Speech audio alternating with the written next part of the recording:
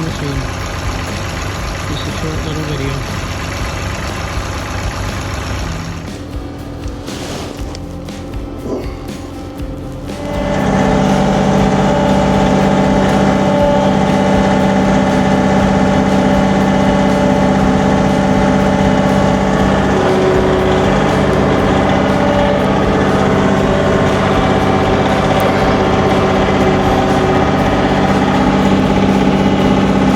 See,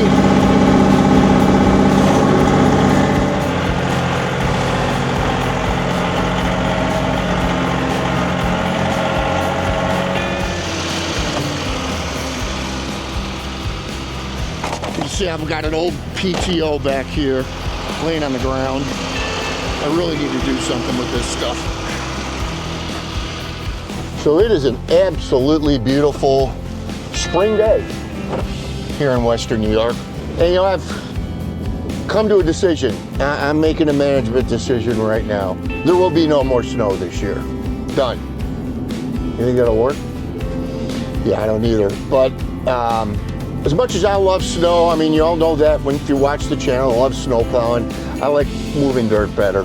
So just gonna warn you, today's video is all over the place. We're gonna get into a number of different things, but yeah, I think you'll enjoy it.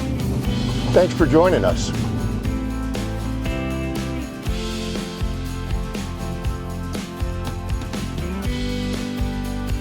Hey, by the way, if you have subscribed to our channel in the past, please be sure you're still subscribed, and we always love a thumbs up. If you have not subscribed, we'd be honored to have you part of the Tractors and Life family. Thank you so much.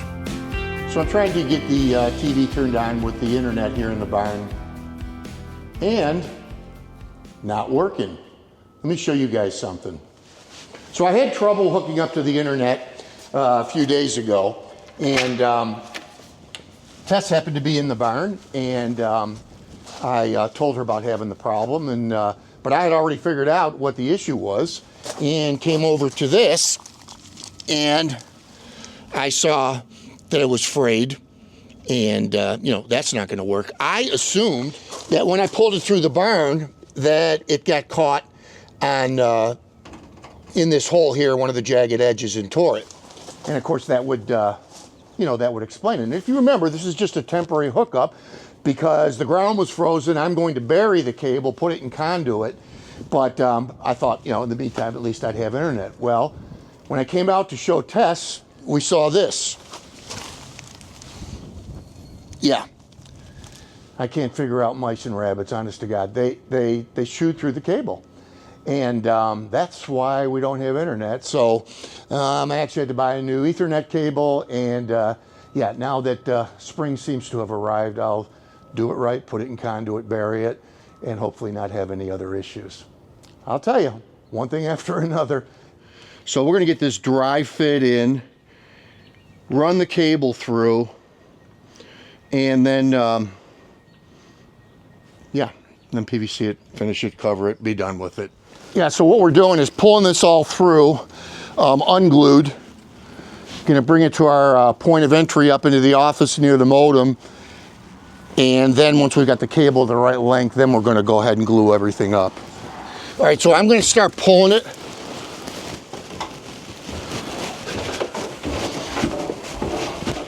So this was actually my old shop before we built the barn. So this, yeah, probably gonna need another 10 feet. I might be hung up at the 90 degree right here at this wall. You might have to, you might have to take it apart to get more slack. So up here, it's going to go into these LAN connectors. Okay, so once we get hooked up to the router, we should be live. But now we're gonna glue everything. Now we're gonna glue everything together. Go ahead and assemble that side. You know, put all the connectors back together. So what we've done, I have this extra modem. It runs down here, through the conduit, out the side of the barn, into the basement, and then it goes up into the office, into the router that we have in the house. I think I got $70 into this. Actually, I don't even think that. I think I got about $60 into this, including the little cheap modem. So You can, by the way, Ethernet cable, the maximum on Ethernet cable is 300 feet.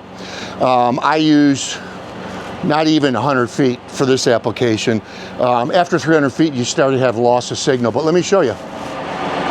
So it's working. All right, now what we have to do is to get the trench covered up, and we'll do that now.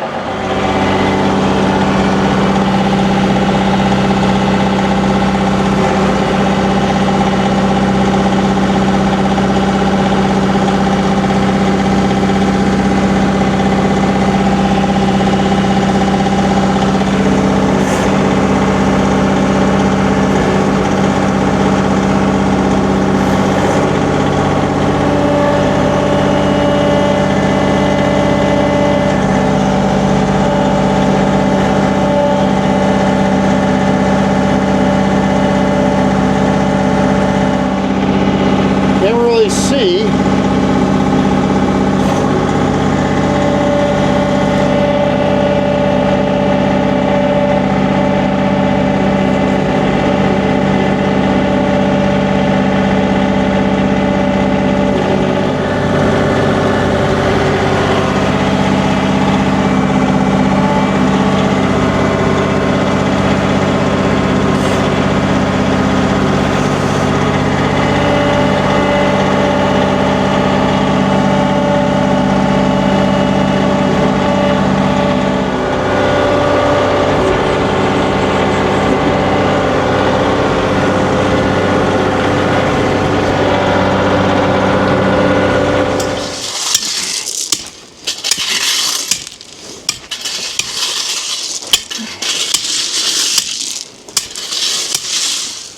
So once again, coming in from the barn there, across there, and up into the house.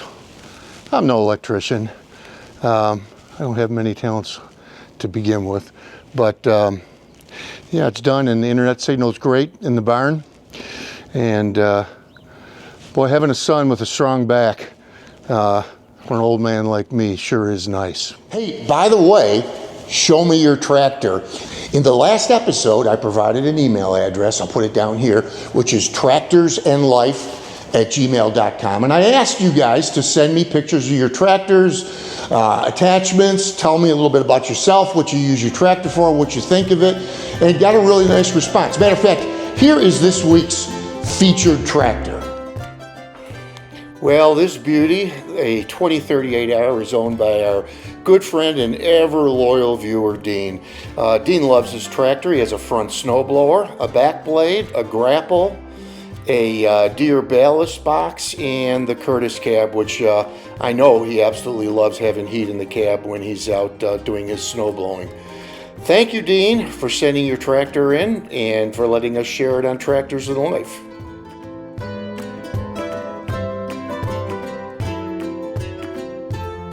I got something to show you guys.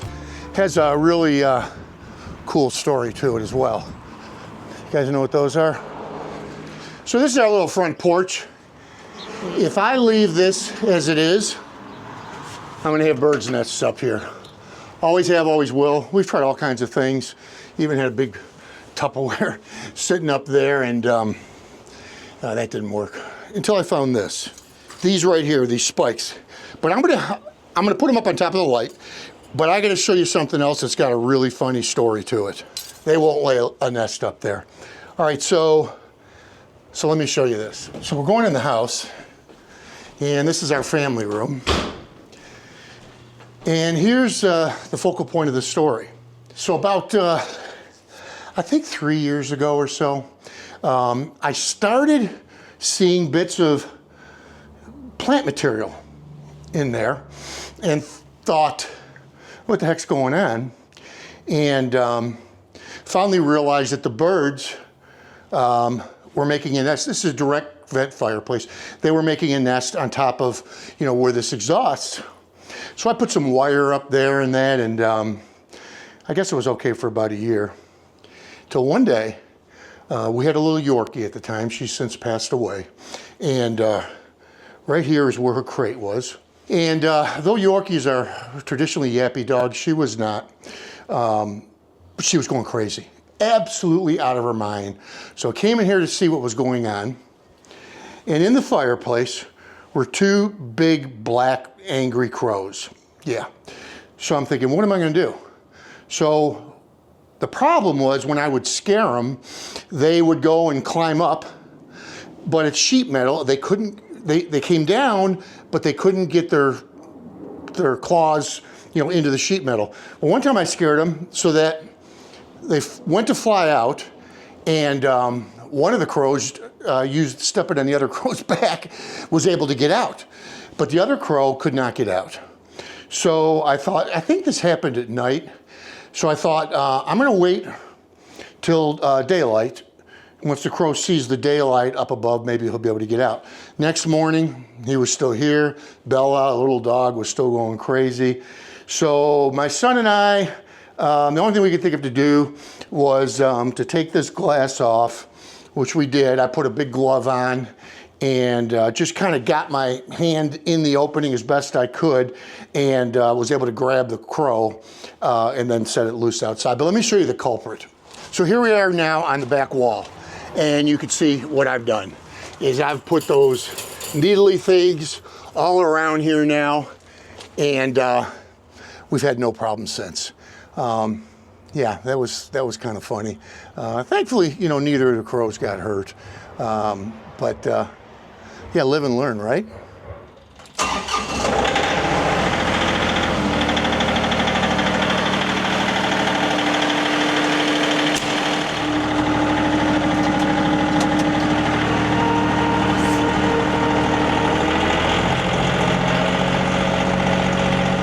So I've got this fuel tank over here. It's empty.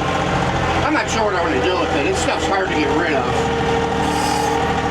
And that TV, equally hard to get rid of.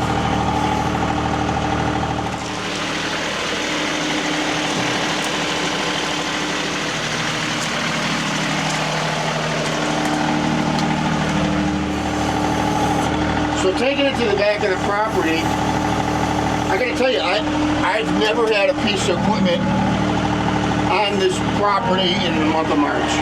My property stays very wet, but we've had this dry, warm spell. See, you know, it's March, I'm not even wearing a jacket.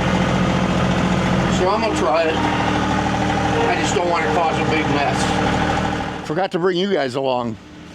Yeah, as I was saying, if you look, I mean, just like some depressions, but I mean, no, I'm not bringing any mud up.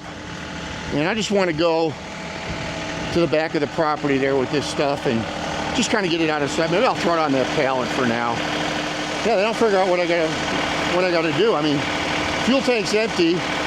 It's just a TV, but good luck getting rid of it. I may end up just taking the TV apart, smashing it up into pieces. I don't know.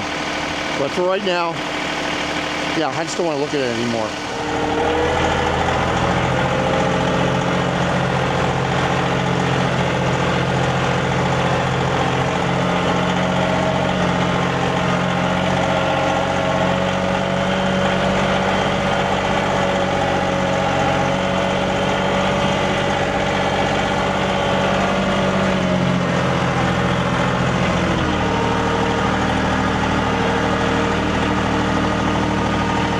Yeah, I call it a pallet, but there's not much of a pallet left. You see, I've got an old PTO back here laying on the ground. I really need to do something with this stuff.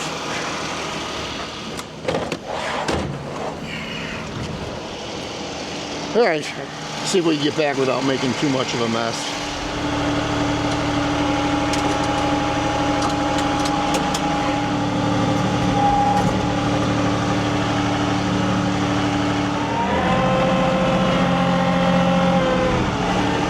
Again, just depressions. So far, no mud. See how this area is here.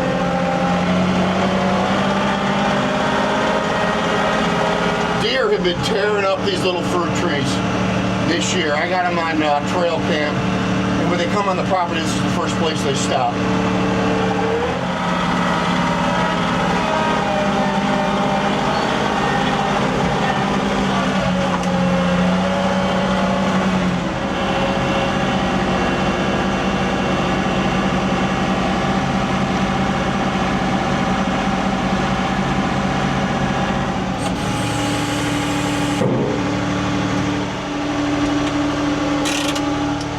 try to keep the throttle right at about 1500 RPMs when I start it. So that's where I normally shut it off. Well, that's it. Hope you enjoyed this video. Cross more stuff off my list for spring. And having fun, you know, I enjoy every minute of this. I really do. Maybe it's my OCD, I don't know. But I also enjoy you guys being with us. Remember, show us your tractor. tractorsinlife@gmail.com. I'm happy to feature it. Until next time, God bless you all, and thank you so much for watching.